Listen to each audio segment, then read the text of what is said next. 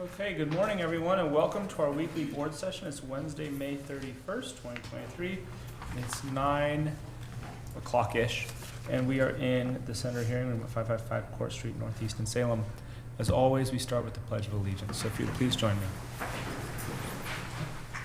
I pledge allegiance to the flag of the United States of America and to the republic for which it stands, one nation, under God, indivisible, with liberty and justice for all. All right. We start off our meetings with public comment, and we have a few folks signed up here. Looks like Greg Atkin is first. If you can come over here and just introduce yourself, your name, where you live, and then tell us what you want us to hear. Okay. My name is Greg Atkin. I currently reside at 527 Hilltop Court, Sublimity. I've been a resident from Marion County for 35 years, and I'm here today to endorse Sergeant Don Precy to the appointment of Marion County Sheriff. Great, thank you for being here. As a former Sublimity City Councilman, retired Department of Corrections security manager, former local EMT and firefighter in the San Diego Canyon with over 20 years of experience and a graduate of the Marion County Sheriff Citizens Academy, I have a great understanding of the leadership qualities needed to appoint our next sheriff. Over the many years, I've gotten to know many staff members of the Marion County Sheriff's Department. Some deputies I've met include staff that have been assigned to our Sublimity community policing. That's where I met Don initially as Sublimity Commissioner for Police Activity. Sergeant Don Precy is a dedicated public servant and a great leader, a great example of Marion County Sheriff's Office. He has assisted me when I was the acting City of Sublimity Police Commissioner, and I believe Don has a backing of the majority of the men and women of the Sheriff's Department, both sworn and non-sworn. Don Precy has law enforcement background that lends itself to understand the various divisions of the department, from enforcement, institutions, operations, and community policing. Having come from the Oregon Department of Corrections, I've had many conversations with Don about how he sees the role of the Marion County Sheriff's Office when it comes to training, recruitment, retention, and how to make the Sheriff's Office a leader in law enforcement excellence for other agencies to admire. I believe that with Sergeant Don Precy's leadership, employees will be drawn to MCSO as one, if not the best law enforcement agencies to work for. I believe that his appointment and leadership in filling the vacancy of sheriff will play huge dividends, and I know he plans on running for another 4 years in 2024. As Marion County Commissioners, I feel you will gain so much by filling the position with someone who will be able to take the position of sheriff immediately and use his skills and abilities to communicate with all citizens, business leaders, other statewide law enforcement agencies, inmates, parolees, and probationers. Please look at Sergeant Don Precy as the next longtime leader, not a temporary placeholder for the position.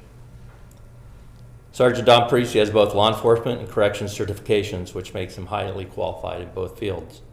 I find Sergeant Don Precy to be a man of his word, a man with great vision, and a man who will follow through with whatever he sets his sights on. The citizens of Marion County and the men and women of the Sheriff's Department will have another great leader to look up to, a successor to great leaders like Joe Cast and Jason Myers, both of whom I have known and have had great respect for. Thank you. Thank you. Okay, next up we have Josh Lair.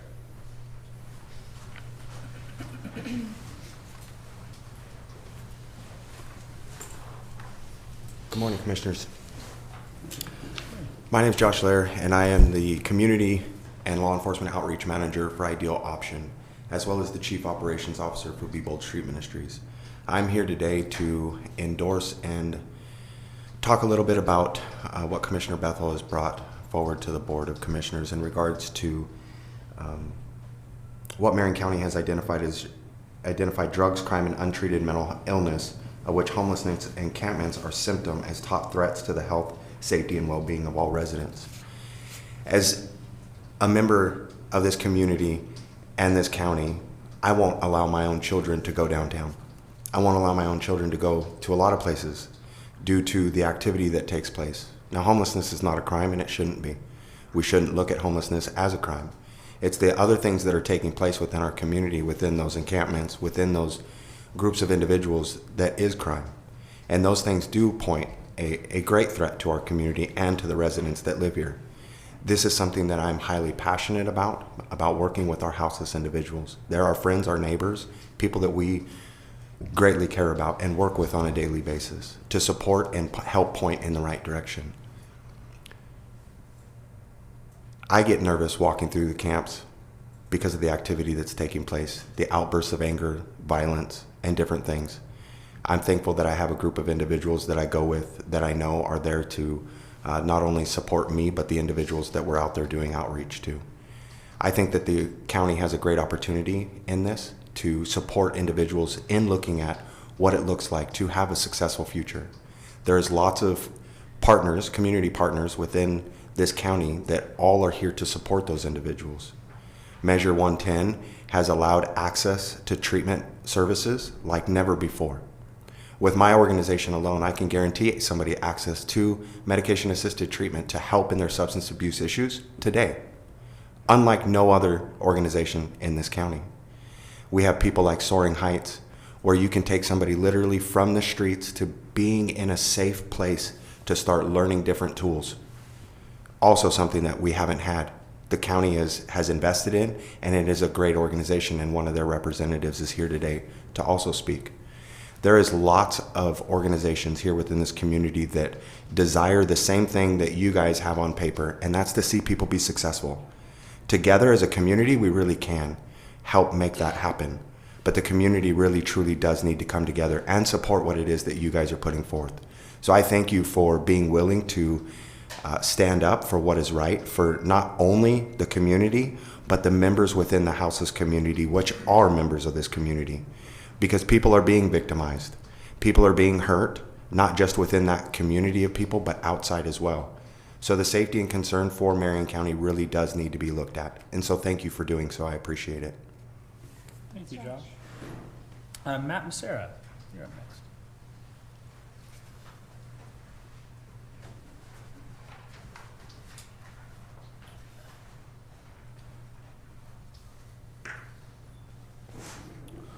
Good morning, Commissioners. So I am also going to affirm many of the things that Josh has shared and to come alongside Commissioner Bethel.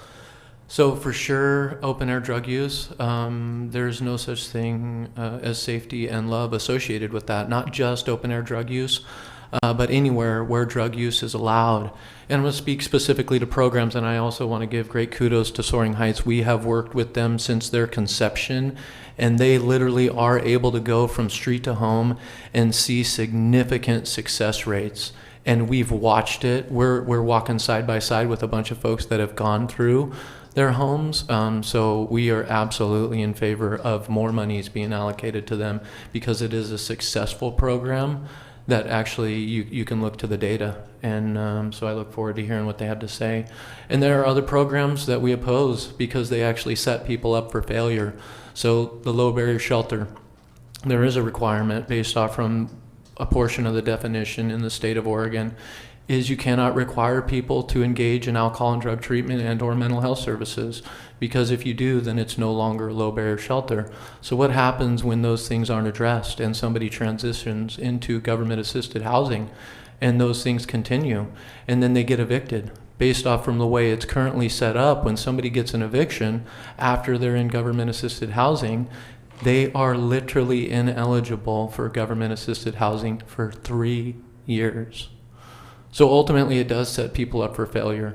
And there's been so much money being allocated to these different programs, the ones that operate the way the low barrier shelter model is defined in Oregon. And so we don't hurt people anymore. We can't recommend people go into those locations because it does set people up for failure. And we get to engage with those folks on a daily basis, the ones that have gone through those programs and then been evicted, because ultimately there's no safety associated with any of those locations, because I was in the drug world for 27 years, and where the drug world operates, safety is never a part of it, nor is love. So when somebody tries to model, what they're pushing as safe and loving locations, that is an untruthful statement. I know it to be absolute truth. The drug world operates the same all around the globe, and we know that housing doesn't stop somebody from using substances, and it doesn't help somebody with their mental illness. And on the streets of our city, we're engaging with folks all the time that are in the midst of suffering need, and our society as a whole, because the decriminalization of deadly substances has said that it's okay. I disagree with that. We're actually supposed to love our neighbors as ourselves. That really looks like something when that's on display, and we know there are many people that actually do, and then there are other folks that continue to push programs for whatever reason that are not successful. They actually set people up for failure. And so we get to work with LEAD and the Hank, and I was going to say Hank and the LEAD program, super successful, and Soaring Heights. So that's what I have to share with you all today. I hope your day is super blessed. And my name is Matthew Massera. I'm the Executive Director and Evangelist, Be Bold Street Ministries. Thank you. Thank you, Matt. Next up, we have Hank Crapser.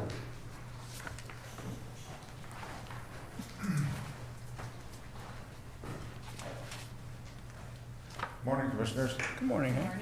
My name is Hank Crapser. I have lived in this community for about 40 years. I'm also a person in long-term recovery from drug addiction. January of this year, I celebrated 10 years clean and sober. Prior to that time, I spent the previous 30 years in active drug addiction and incarceration. And so I'm speaking to you today. Today, I am also currently employed by the Marion County Sheriff's Office in a program called LEAD, or Law Enforcement Assisted Diversion. And our target population, the folks that I've dedicated my life to helping, are the folks that we're speaking of here today too, the folks struggling with addiction and mental health and engaged in low-level criminal activity. I'm speaking to you today from a person that has experience on both sides of this, and specifically, I'm here also in support of Commissioner Bethel and what she's bringing forward, and specifically what I want to talk about is this open air drug use. And so the problem out there is a lack of accountability, and I think we have some well-meaning folks that are trying to help and trying to make a difference, and legalizing these drugs and making the use of these drugs in public is doing just the opposite. It's pouring gas on the fire. It's not helping people, it's killing people. And every day I drive my kid down Lancaster to his school, and I see people in bus stops smoking fentanyl, and I see kids a few feet to the side that can't use the bus stops because that's going on.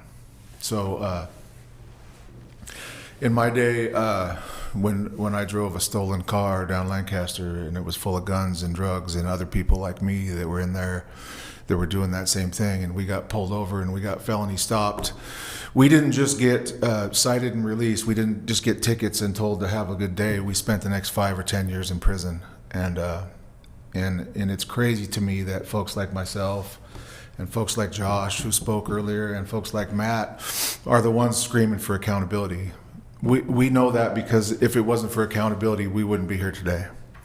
And I've spent about 16 years of my life incarcerated, and I'm grateful for every second and every minute and every month and every year that I spent incarcerated, and I'm grateful for the many interventions that I've had from the Salem Police Department, from the Marion County Sheriff's Office, from the Department of Corrections, because without those interventions, I wouldn't be here.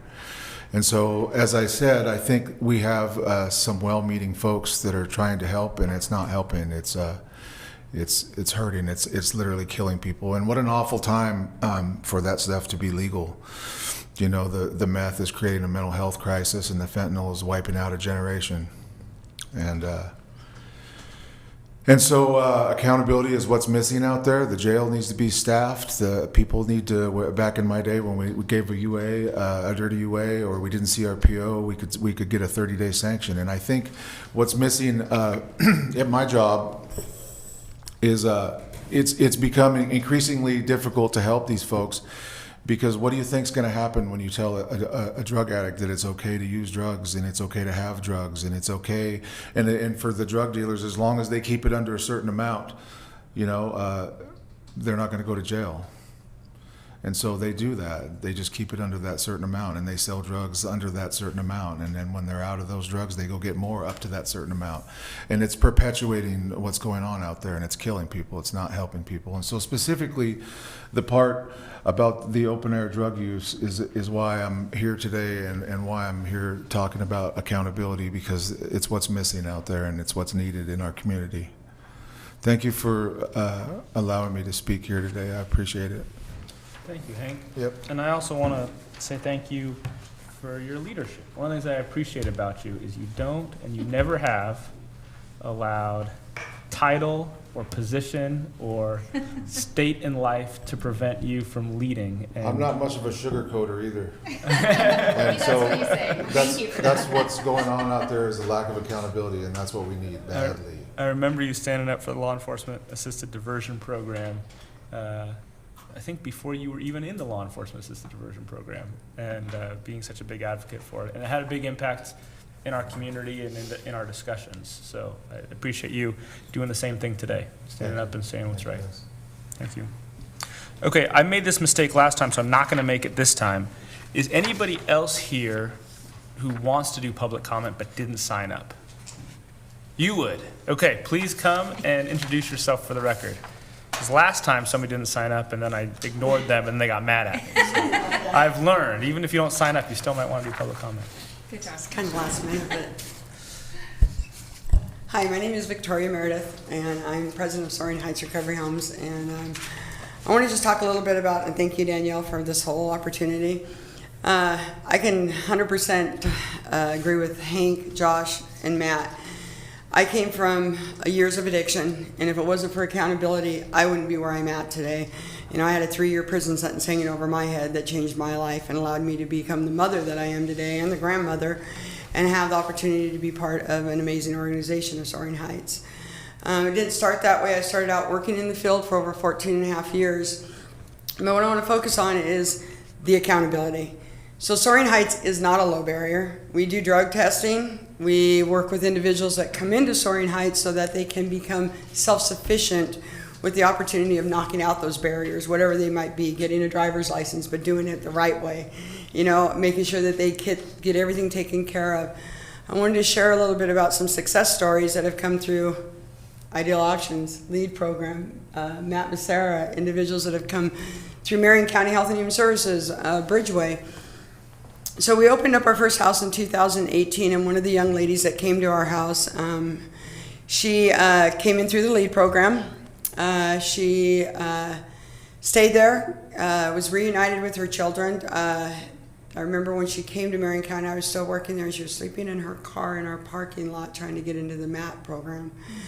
When she came into Soaring Heights, the Oriole House, she stayed there. She got into her own place. She moved on. She just recently, within the last year, got her certified alcohol and drug counseling certificate, is currently working with CASA and also Catholic Community Services, St. Joseph's. I can tell you multiple stories of people. A young man that came straight from the streets. He was a veteran. He moved into our men's house, and I know he's got 3 years, and the other person's coming up on 4 years. He came straight from the streets and into our home. He was a veteran. We got him hooked up with treatment because he said he had never really done treatment. He completed treatment, now has his own place, and has been in his own place for almost 3 years now.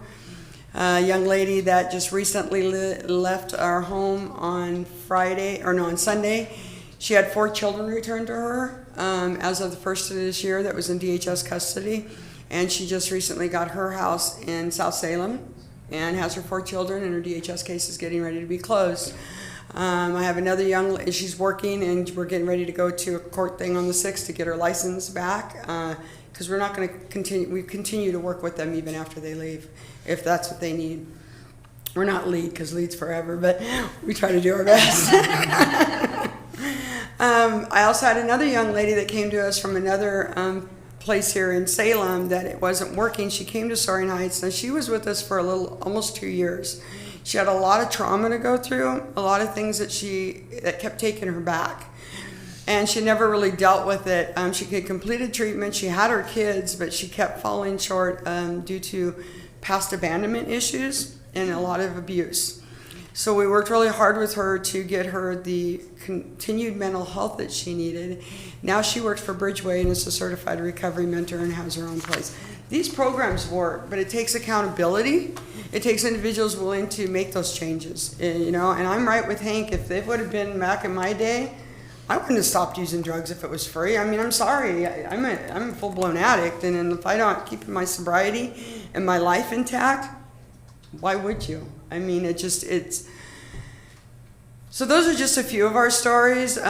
We now have 2 houses in Kaiser, women's houses, and we have a men's house in Southeast Salem, and our hope is to continue to open up more houses. I know our waiting list is like, I get calls every single day. Where we've reached out, I mean, we work with all the community partners from LEAD, Be Bold, Ideal Options, Probation and Parole.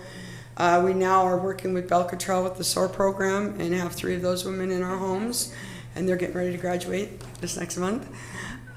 It works, but it takes accountability, and so I believe that we need to change what's going on. It is killing lives, and it's going to change our generation for sure if it doesn't. So, thank you for letting me come. Thank you. Okay, is there anybody else who would like to make public comment? No. All right. I've been told we don't have to move the items, so we'll just move right into our consent agenda. All right, Mr. Chair, I move to approve an order for a property tax refund in the amount of $40,086.26 for Auburn Road Associates LLC, tax account number 543044. I'll second the motion. We have a motion and a second. Is there any further discussion? Seeing none, all those in favor signify by saying aye. Aye. Aye. The motion passes. Okay, next up, we're going to consider approval of a resolution to support a recovery-oriented system of care in response to the addiction, mental health, and homelessness crisis.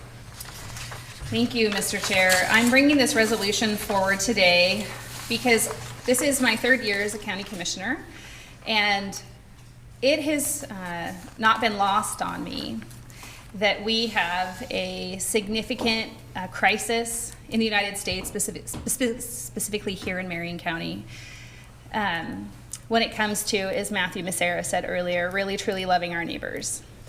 I come from a childhood and a lifelong interaction with crime, interacting with it as a youth. I was homeless in this community. My mother was an addict, and things were very different when I was a kid. People were held accountable. When I first became a commissioner, I think I've told this story, when I toured the health department on Center Street, I told Katrina Griffith that I spent many a nights there sleeping on the floor, which was a different floor at the time, because my mom sought AA there. There was a level of investment in our neighbors that is gone today entirely. And it's not just Measure 110, but Measure 110 is definitely a major issue with this lack of investment in people who need more love. And Clackamas County recently passed a resolution similar to this, and Commissioner West forwarded it to me, letting me know that our counties are similar in the services that we invest in. And we're also similar in the complaints that we hear from the residents and the taxpayers that nothing is being done around cleaning up our streets and taking care of individuals and holding people accountable, and also asking them to be personally responsible for themselves. And so I think I've been on a journey to try to figure out how to put together some words that defines what we believe in as a Board of Commissioners and the policies that we create and the investments that we make in organizations in Marion County to serve our neighbors. And so I'm borrowing a bulk of the words from Commissioner West for this resolution, while I had the help of Matt Lawyer creating it to be more Marion County-like. I request your support today for this, and want to continue to make investments in programs such as Her Place, which has been around in Marion County for 25 years. It's a program that's run through our behavioral health system, and it supports women and their children, women who are going through treatment, who are allowed to keep their kids with them, so their kids aren't in the foster care system being raised by strangers. We just recently opened His Place. We've talked about this quite a bit. While Her Place has been around for a very long time, it was lost on some folks. How do we get a His Place, and what would the need look like? And as soon as it was announced that it was open for opportunity, we had 3 dads sign up. It has 3 dads in it, and now it has 4 kids in it, living with their dads as they navigate their treatment for their recovery so they can be stabilized residents and neighbors in our community. Soaring Heights, as it was discussed earlier, we've made a significant financial contribution into their programs, something I'm actually super proud of, because I don't think we should make government bigger, and government's very expensive. And so Her Place and His Place are costly because we have paid employees of the county overseeing them, where Soaring Heights is different. While costly, it's an investment that goes further. And then also somebody mentioned SOAR. We've had SOAR for a long time in Marion County. It used to be a male program and a female program, and then budget cuts, they took the female program away. This year we reopened the SOAR program. It's now serving 24 women post-incarceration in their recovery and reintroduction into the community. And it's true, next month, June, there's a graduation that the Board of Commissioners will be at. I'm very proud of all the participants in that program and the families that they're rebuilding because of their commitment to themselves and their community. I certainly hope that we can continue to make investments like this and grow opportunity for those that need our help, because I do believe that this is how we recover our community and really truly invest what we have access to into the lives of others to be healthy.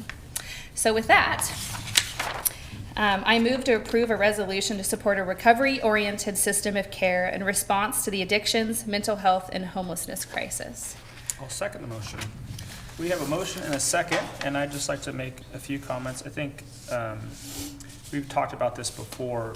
I think one of the things that's maybe a little bit different about some of the actions we've taken versus some other jurisdictions is that idea that all of us have an obligation to contribute to the common good of our community, including the people that we serve. And I think sometimes that gets missed, that sometimes you have advocates who say, we have to do something about homelessness and or drug addiction, and we do, but also the folks who are struggling with addiction also have to do something, right? None of us get off the hook. All of us have an obligation to contribute. And if there's harm happening in our community, all of us have an obligation to step up and try to mitigate that harm, or try to help people who are suffering.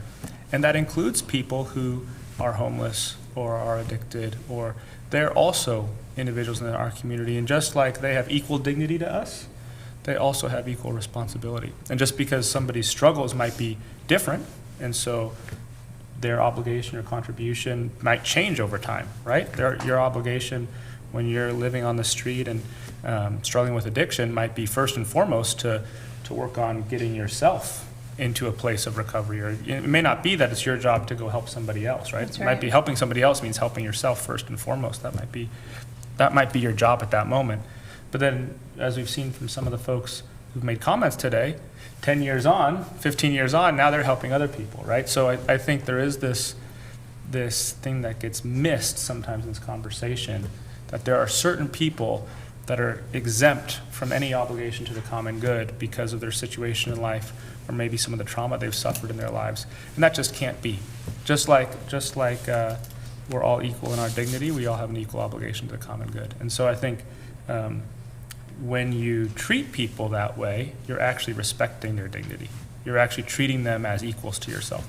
When you say, oh, you don't have an obligation, oh, you're different because you're poor, or you were abused, or you are an addict or something, you're actually not treating that person equal to yourself. You're putting yourself above that person. You're saying this person is somehow less than me, right? And that actually doesn't help the community. And I think in order for us to move forward on this and actually resolve our addiction crisis and our mental health crisis and our homelessness crisis, we have to start by that premise, that each person, no matter what their situation in life, is equal in dignity, and each of us have an obligation to contribute to the common good. And I think if you start from that place, then we can actually make progress in making our community better. So with that, thank you for letting me make some comments, and we have a motion and a second. Is there any further discussion?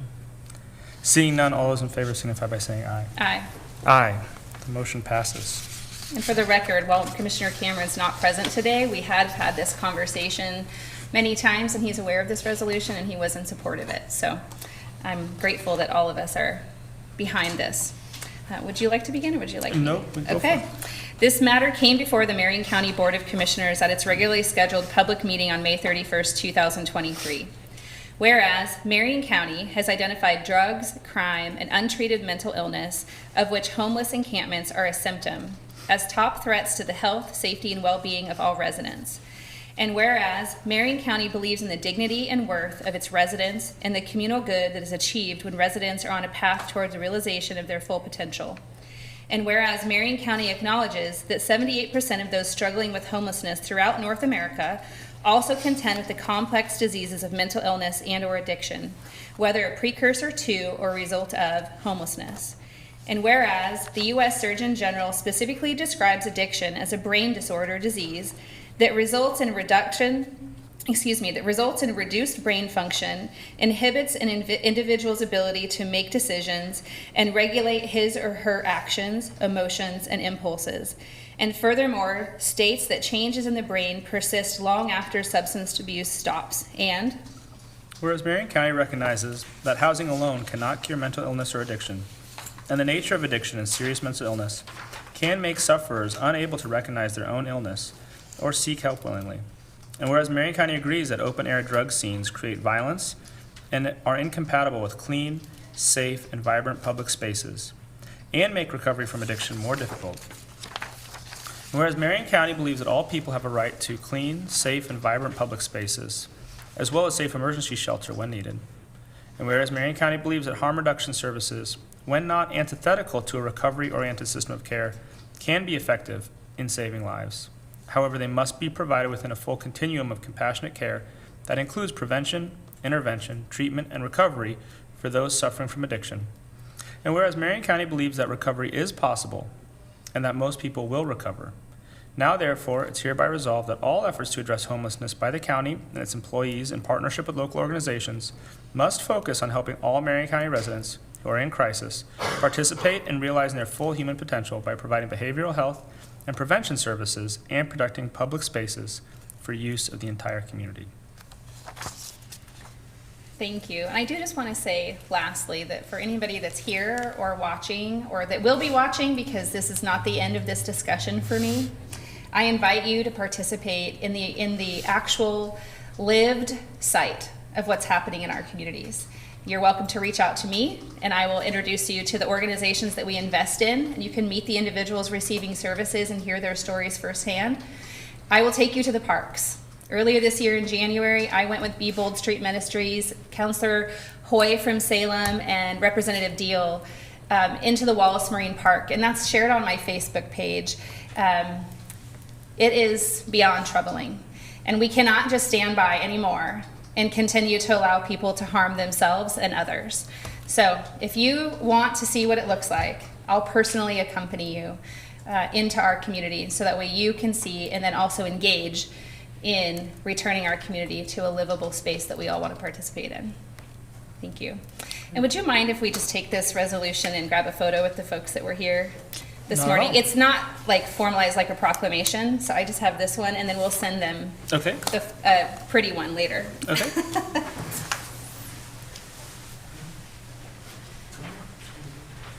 Come on in. You're the photo guy. Yeah. You look so One of those selfie ones. I do. I know, actually I look really good.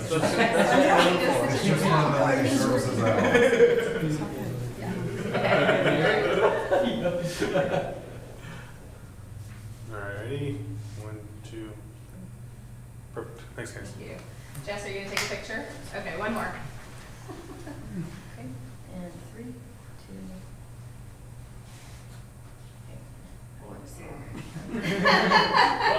Great, thank you. Thank you. No. Yeah, everything. You got everything. Yeah, yeah.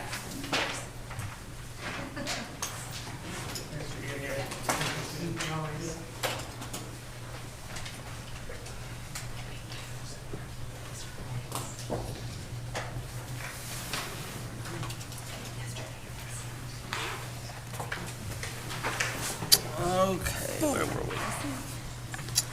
All right, we're going to consider approval of the standard professional services contract with, I'm not even going to know how to pronounce that name, Carlson Something Architects, in the amount of $227,730 to provide architectural engineering services for Marion County Psychiatric Crisis Center building remodel through June 30th, 2025. Good morning, Commissioners. I'm Tamara Getch. I'm the Director for Marion County Business Services Department. I'm joined here today with Terry Stoner, I'm Facilities Managers for Marion County. So fancy, I almost didn't recognize you. he cleans The up. tie looks good on you. Looks Only good. You look happens good. Once in a while. Yeah. So today we are before you to bring forward a contract for architect and engineering services. It was probably September of 2022, last fall.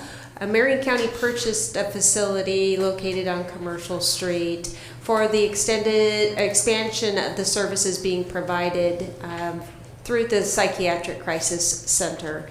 So right now, those services are provided in Marion County, but in a much smaller location, and they are literally busting at the seams.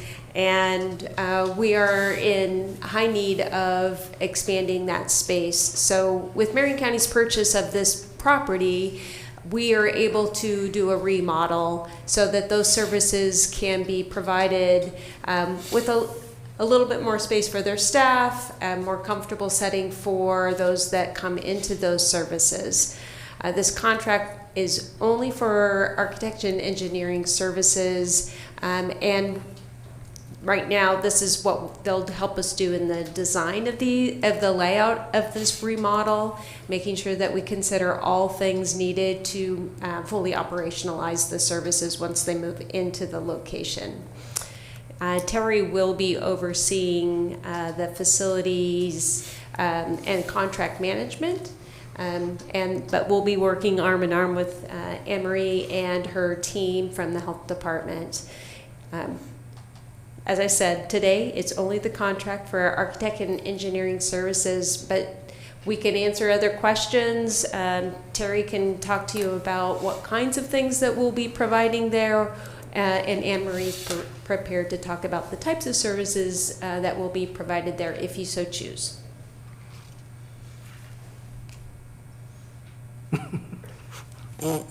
This kind of fell in line with what you had just earlier, so it was I actually have so much to say. perfect I thought you had a timing. presentation, so I was waiting. Oh, okay. We were trying to be polite up here. Go for it. Basically, just like Tamara said, this is going to take us from the design to the bid documents, all the planning, and it'll take us through the construction. So they will be on board to watch over and help us with making sure things are getting done correctly and per code. So it'll be the whole thing. It'll help the psychiatric center work better with what they need to have. So this is going to remodel what they need. Mr. Chair, would you mind if we had Anne-Marie come forward? No, please. Since she's here. Good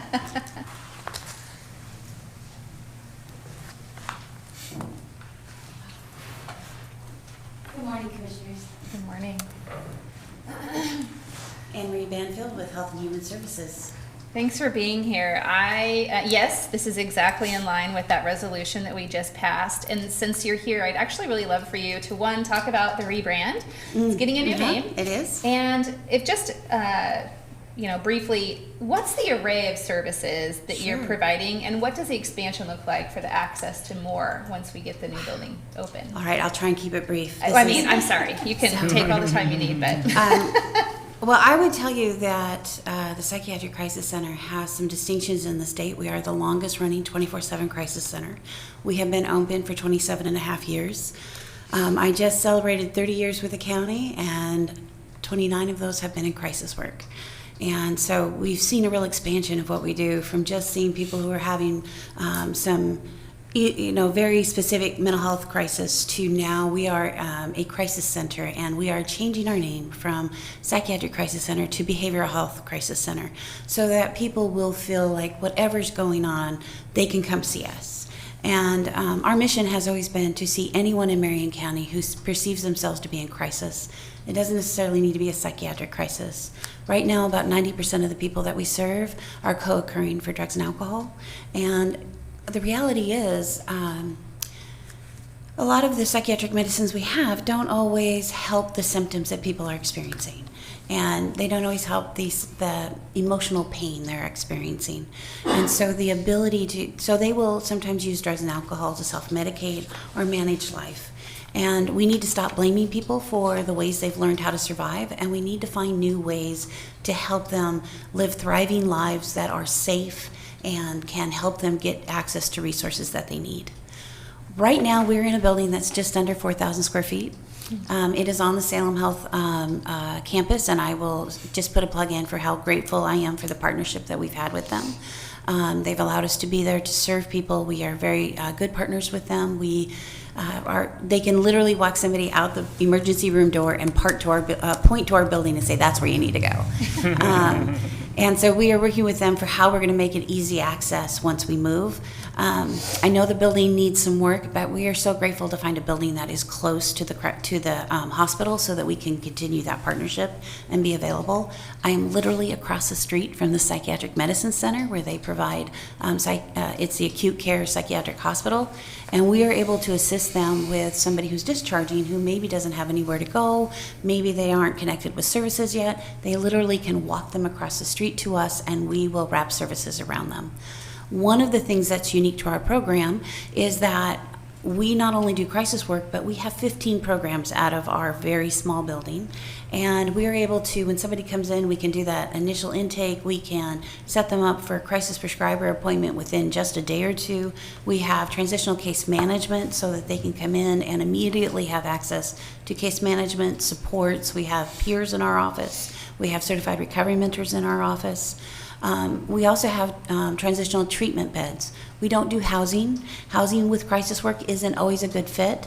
What we do is we have beds that, as long as they are engaged in treatment with us, and that treatment could be working with alcohol and drug counseling. It could be receiving assistance in getting in their SNAP benefits, their organ health plan restarted, getting their Social Security restarted. There's all kinds of benefits that we help them get connected to. There's treatment, there's support. We help them get connected with voc rehab and sometimes it's into day labor, sometimes it's into treatment or training for work. So there's lots of opportunities for us to assist people. And so right now we're doing that in a very confined space. Half of our staff work out of Silverton Road instead of our building. We work better when we are in one place. And because we can go right across the hall to a door and say, hey, have you got an appointment that we can get into? If you're not busy, could you do the intake right now? So people are able to get those access to those services right now. One of the things that I am very excited about is I have a lobby that's bigger than the original lobby by about 3 times, but it's really not, how should I say this? It's not inviting for a family to come in when they have a child in crisis, when you're also going to be there with people who have an intoxication with methamphetamine. It can be scary. In our new building, I can't even tell you how excited I am to have separate entrance for adults and youth and family. And one of we all have pie in the sky dreams, but one of mine is that the little garden area just outside the youth and family lobby will be a sensory garden for children to help them calm down and be able to engage with us around their mental health and the care that they need. We're going to be able to have all of our staff in one building again. Actually, LEAD is going to join us in our building, so we're going to have the opportunity to interact with other parts of our program that work really well together, be supportive of one another. We're 24/7, so they always have a place to come and be with somebody.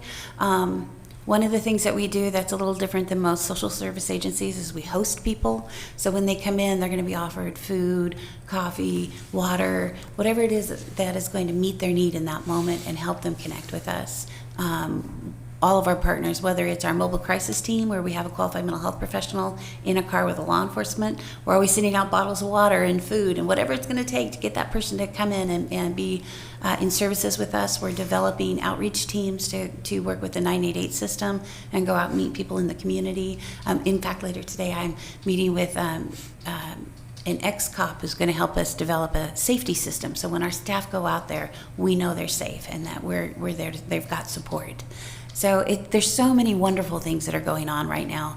And being in one building, being in a building that's really built for us. This will be a first for us to really be in a space that is unique to our needs. And I'm very excited for our staff. We've always sort of been like, oh yeah, that place over there that does 24/7 and always never fits into the 8 to 5 model.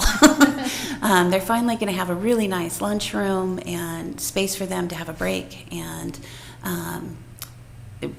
forever we have had a shared conference room lunchroom, which is never a good idea. It's not very big, I recall. No, our conference room is not very big right now. So we're very excited about this new space. We're very excited about the location, how close it is to Salem Hospital and downtown. And we're very excited about all the possibilities it's going to allow us to do as we move forward. Thanks, Anne Marie. Thank you. While we are just at architecture and engineering, I'm still thrilled that we're getting there. Mm-hmm. It's a big deal. Me too. All right, are you ready for a motion? I'm ready for motion. All right, I move to approve the standard professional services contract with Carlson Bite Junk Architects in the amount of $227,730 to provide architectural and engineering services for the Marion County Psychiatric Crisis Center building remodel through June 30th, 2025. I'll second the motion. We have a motion and a second. Is there any further discussion? Thanks for being here. Seeing none, all those in favor signify by saying aye. Aye. Aye. The motion passes. Thank you. All right. Next up, we're going to consider approval of the contract for services with Tech 84 Incorporated in the amount of $176,500 for the purchase, installation, training, and warranty of one Intercept whole body security scanning system for the Marion County Juvenile Detention Center through July 30th, 2026. Good morning, Commissioners. Alicia Kozad with the Juvenile Department. And as you mentioned, we are here for the approval of the Tech 84 body scanner. This would be a great addition to our program. It's trauma informed. All intakes we perform, all youth who come in are subject to a comprehensive search. This body scanning machine scans not only metal, but plastics and other, cell phones, all sorts of items. It also takes a temperature of all youth coming in, which, going through COVID, that was very significant. And it really helps our staff be hands-off and, and it's uncomfortable. You come in, you're a young kid having to get unclothed in front of adults. This just all around makes for a safer place. The Tech 84 company, they had a body scanner that allows us to go right into a specific area we already have without making any alterations to the building. So it really fits our need well. Great. Great, thank you, Alicia. Any questions? No, I'm thrilled we're finally here. Okay, I'll take a motion. All right, I move to approve the contract for services with Tech 84 Inc. in the amount of $176,500 for the purchase, installation, training, and warranty of one Intercept whole body security scanning system for the Marion County Juvenile Detention Center through July 30th, 2026. I'll second the motion. We have a motion and a second. Is there any further discussion? Seeing none, all those in favor signify by saying aye. Aye. Aye, the motion passes. Okay, you're still here, Alicia. We're going Aye. to consider approval of the work order contract with Maxon Healthcare Staffing, the amount of $890,000 to provide one full-time registered nurse and one full-time licensed practical nurse at the Marion County Juvenile Detention Center through June 30th, 2025. Yes, we are here for your consideration to approve this large amount for us to contract with Maxim Nursing Health Services. We had our current nursing contract is set to expire June 30th. One of those partners was looking to retire at the end of the year. However, about 3 months ago, the second partner had a significant health situation and will not be coming back. And so that's forced us to, in short order, move to secure nursing for our facility. And so Maxim Health Services are already on a state price agreement. They appeared our best fit to be able to secure local services and nursing for us. And so we are seeking your consideration and approval for the amount of $890,000 to secure nursing, both RN / possibly LPN with Maxim Health Services. Okay, any questions? I don't have any questions. I just want to comment that it's an up to amount of Yes. $890,000. Right. Okay.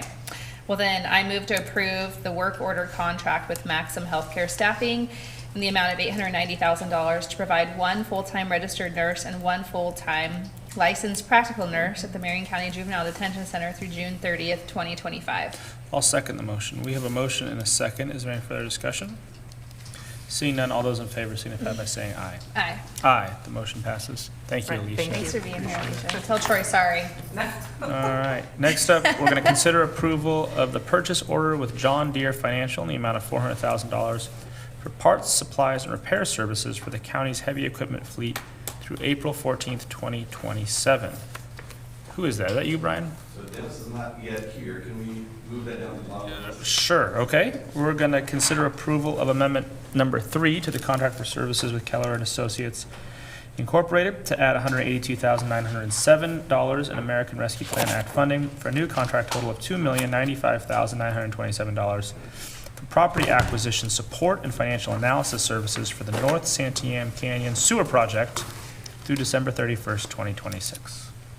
Good morning, Brian. Good morning. Chris. I'm Brian Nicholas, Marion County Public Works Director. Good morning, Chris Limo, Marion County Public Works. And the Amendment 3 is an increase that has two main components. The first is an allowance to provide property acquisition and right-of-way support for the Canyon Sewer.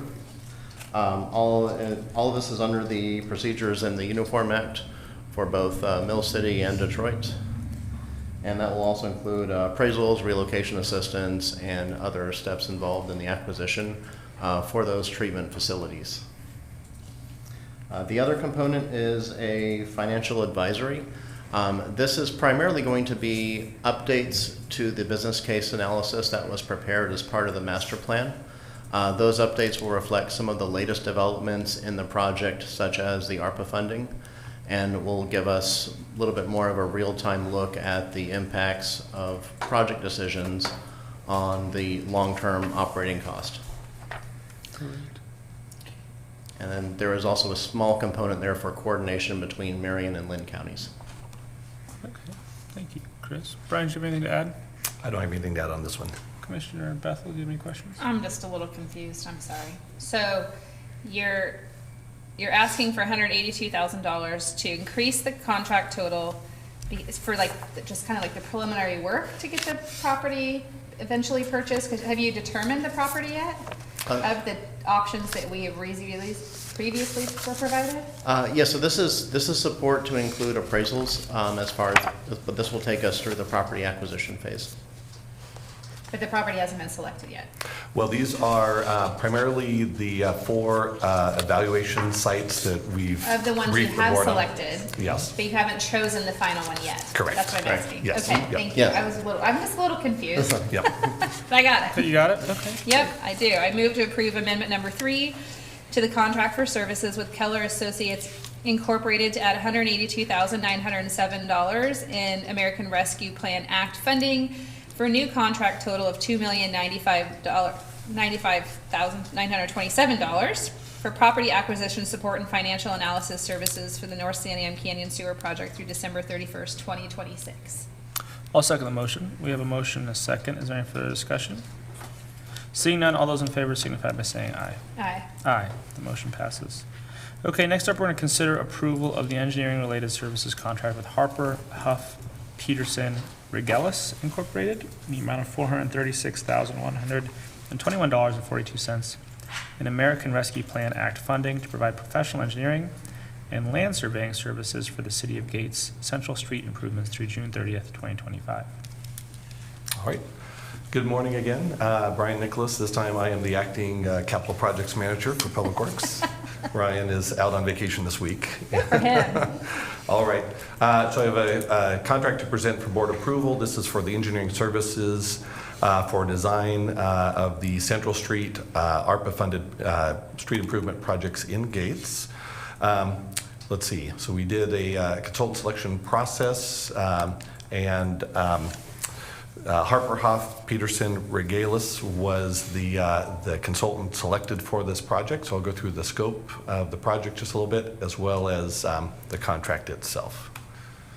All right, this is the location of the project. So this is Central Street. It's the long straight street that fronts Highway 22 on the south side of Highway 22 in the city of Gates.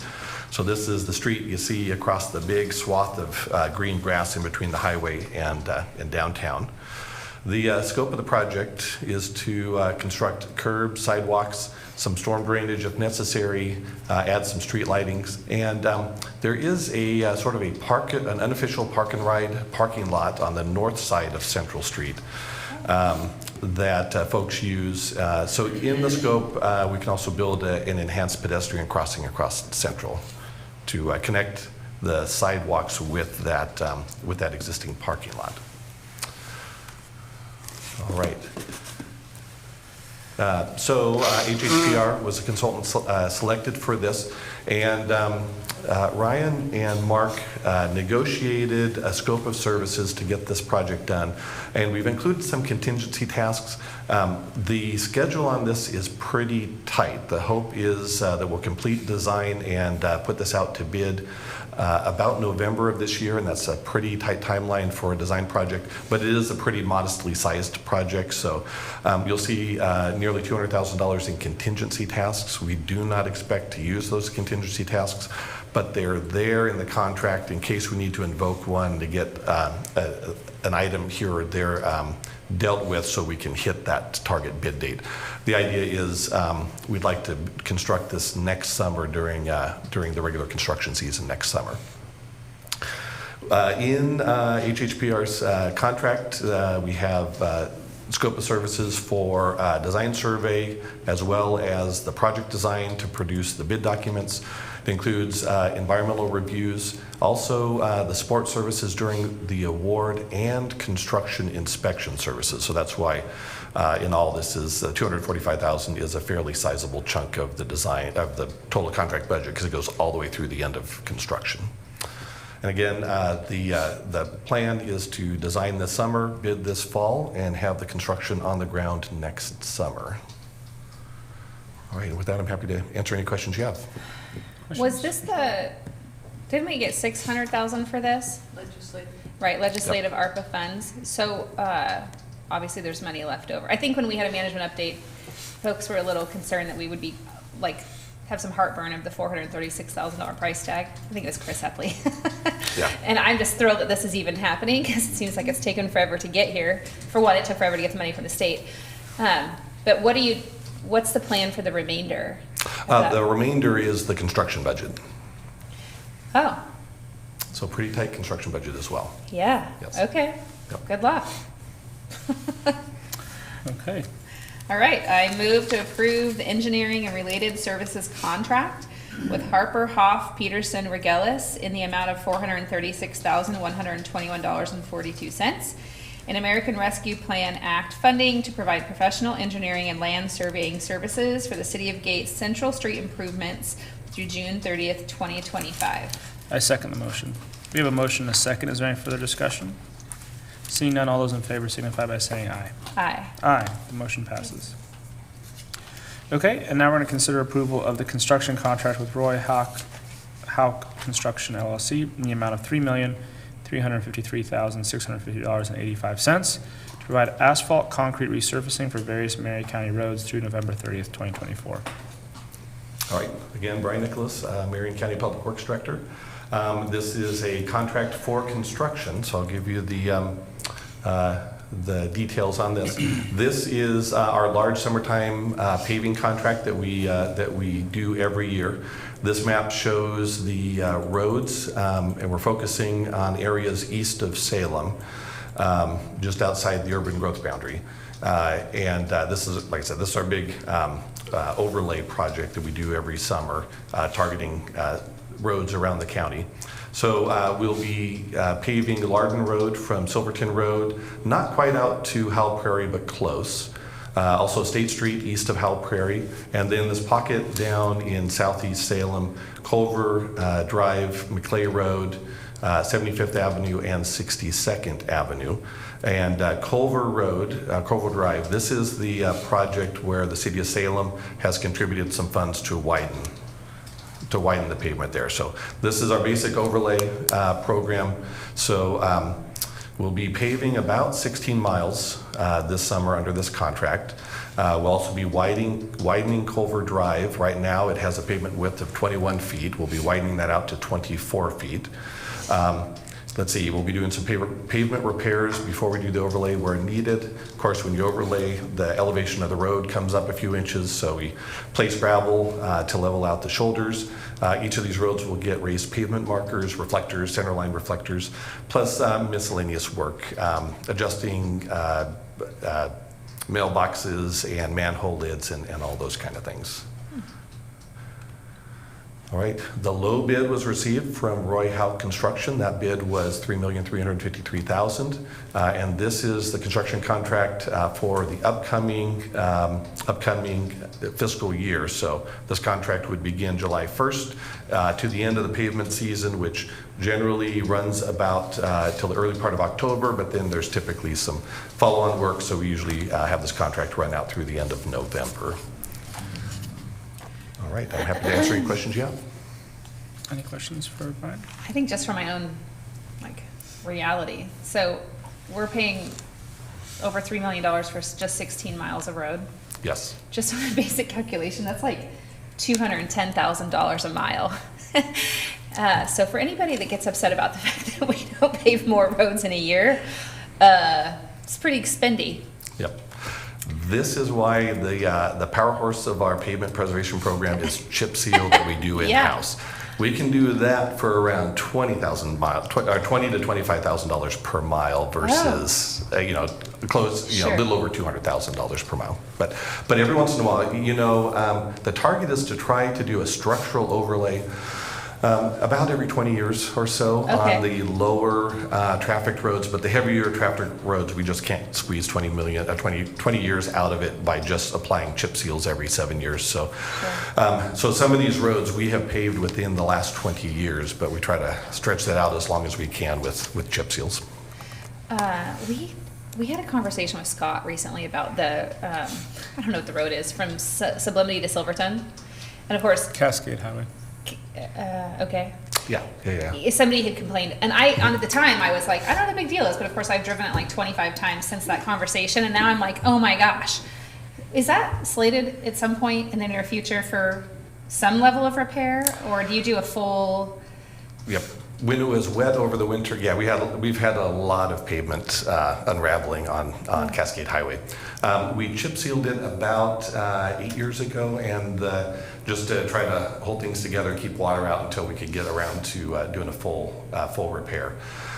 This summer is the summer that we will be we'll be doing wheel lane grinded inlay. So we have a grinding machine, and we will mill out right in the wheel tracks where the pavement condition is the worst. So this summer we'll be doing a mill and fill, it's called. We'll mill out the old asphalt. It's just once it gets a high volume road, once it gets enough truckloads crossing it, the surface may look well, and actually that's what the chip seal does. It holds the surface together. But underneath, the asphalt can fatigue and actually can break down to where it's more of a sticky gravel than it is a solid asphalt. So we mill it out with the milling machine, remove all that unsound asphalt, put in a plug of new asphalt, and sometimes it's as deep as 6 inches or so.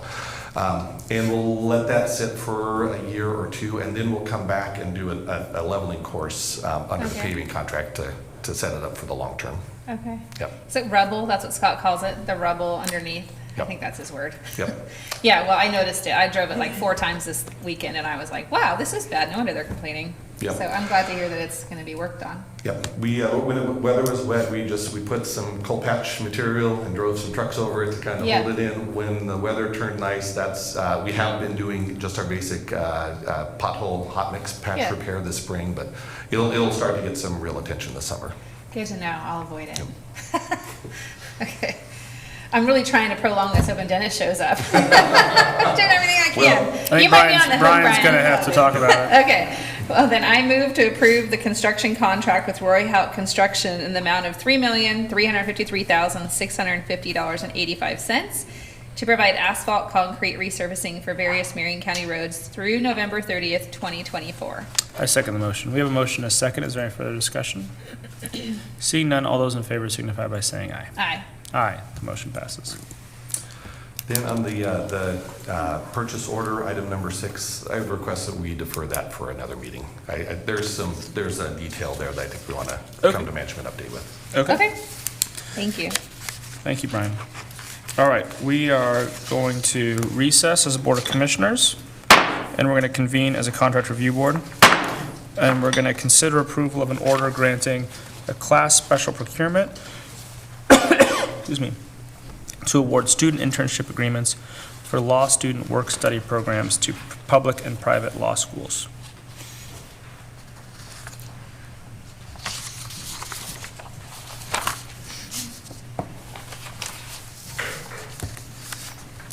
Good morning, Commissioners. My name is Pammy Guerra. I'm the Victim Assistance Manager. I'm acting as the budget analyst for the DA's office, and she's on vacation today. Congratulations. Thanks. That's my other job. Yeah. Toby Giddings, Contracts Compliance Analyst with the Finance Department. We are here today to request approval of a class special procurement for student internship agreements for law student work study programs. District Attorney's Office came to us needing law student work study programs. So to put this in place, we needed to do some sort of procurement process because of the value. So we conducted a special procurement process to open this up to any law school that has students in the area. We posted that special procurement publicly on Oregon Buys and in the Marion County Procurement Collaboration Portal. No comments were received. What this special procurement does is it opens the window for 5 years to say any school who has law students simply needs to reach out to us and say we're interested in participating, and we can then engage them with a contract. Whether they're a private school, it'll be a contract for services, or a public school, and it would be an intergovernmental agreement. And Pammy's here to further explain the law student program itself. Yeah. I thought it might be nice to explain what this program does for our office. We've had the law clerk program for many, many years, well before I came to the DA's office. In fact, we have a lot of prosecutors that came out of the law clerk program. And a district attorney, apparently. Yes. We can put that down for that. What happens is not only does this program provide for our law clerks to receive in-court experience as well as legal experience for their future as an attorney wherever they decide to go to, excuse me. But also it provides a huge lift in our office with the workload. As you know, crime does not stop, and there's some lower level crimes that we do hand off to the law clerks to handle as they're overseen by a mentor, another attorney in the office. They also help with trial prep, making the phone calls that are needed. They can also go to court, and so this gives them a great opportunity for that kind of experience, but as well for us to take some of that lift off of our prosecutors and the work that they're doing. So far, Willamette University has been the only law school that has reached out to us and has set up this program with us. And we've also used it as a recruitment, as you know, with Paige as well, but also even currently as we've had new law clerks come through, we've gotten to see how they do in the work and what their progress is, and even some who have gotten jobs in other prosecuting offices and come back to our office later on when a position is available. So this is a really important program to our office, and we're glad we get to continue with Willamette University, and if other schools do reach out to us, we would be happy to have that conversation with them. Why is this a special procurement? If Willamette University were a public school, we could simply engage with them as an IGA. But because they're a private school, we need to have a contract. And because the value is greater than what we can do as a direct award, we needed to do a solicitation process. And so it didn't make sense to do an invitation to bid for a low cost or a request for proposal. So it made more sense to just open the doors and say, anybody who is interested, who has law students in the area, please reach out to us and we will move forward and engage you in a direct award opportunity. And so the special procurement was simply a way to open the doors to any law school who has students in the area. Do we pay, I guess Willamette is the one that's this contract, do you pay Willamette or do you pay the students? We pay Willamette and Willamette pays the students. Okay. And is it outlined like how much the students get paid, what the administrative cost is? So the cost is actually for us the hourly rate, and there actually are law clerks on the pay scale. We use that pay scale for the contract. We notify Willamette when the pay scale changes. There's actually, I can't remember what unit it is off the top of my head, but there is a unit that the law clerks have their own pay scale. So we use that for their hourly rate. And then Willamette determines based on how many hours are submitted to them, how much it's going to cost per law clerk. They submit that invoice to us and they take 30% off. That's their portion that they cover, and we pay 70%. Willamette, so just because I'm trying to understand this, so let's say the pay scale says that this student gets paid $15 an hour. I don't know if that's true, I'm making it up. Does that mean that Marion County would pay $11 roughly, or $12, and then Willamette would pay $3? Is that how that works? You can look at it that way, but that's not how they work out their calculation. They give us the total cost, and then they take off the percentage. So they show us the 30% that they cover of the total of the law clerks. Does the law clerk get the full hourly wage? They get the full pay, yes. So Willamette must, in order for that to happen, Willamette must pay for some of that cost, right? Yeah, Willamette pays for 30% of the cost. They have a federal grant that they pull those funds from. Okay. That's interesting. That's an interesting arrangement. Okay. I guess my question would be, now that you opened this up, is the only type of arrangement like that? Or like what if a college said, well, we don't have funds to cover 30% of the cost of one of these students? Would we then say, well, then you're not eligible for this contract? We'd have to have a discussion with them because this comes out of our materials and services. So if we did increase that, so let's just say Willamette University used that entire account number, plus we had another school come in and say, hey, we want to participate in that, we would probably have to request additional funding through our materials and services to cover the cost. But and it doesn't matter whether they have a federal grant like the Willamette University has. It's really that we have a need for law clerks. So it could even be that maybe if another school jumps in, we don't end up taking as many law clerks from Willamette University because we're taking also students from another school. Okay, thank you. And I love that. I hope that happens, truly. I think there's more than one law school, obviously, in Oregon, and I think they all should want to work here. But how does that, could that potentially hinder the relationship, you think, with Willamette if you're covering 100% of the cost for a U of O law student versus a Willamette law student? Do you think they would care? I don't really know, to be honest. I'd have to ask them. I mean, at the end of the day, I don't know that I care. I love that they have a grant to support that 30%, so our dollars can go further, and I think you can get more law clerks out of it through their program. But I do think it would be great to have different law school perspectives present in the prosecution office, because I think every law school does their education different. Right. So will you be educating the law schools around Oregon that this exists, or is it just hoped that they know that this exists in the ether and they'll come find it?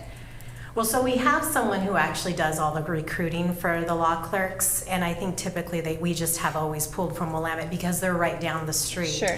Whereas there's other law schools that are further away, and there's a possibility that there's a DA's office closer to them that's not our DA's office, and so I have a feeling there may not have been some outreach to that, but we can definitely look into that. I would really like it if you did. Okay, I'll mention it to Paige. And if you, yeah, if there, I mean, obviously the HR department can do it because we have a recruiter in HR that could just facilitate that as part of their job.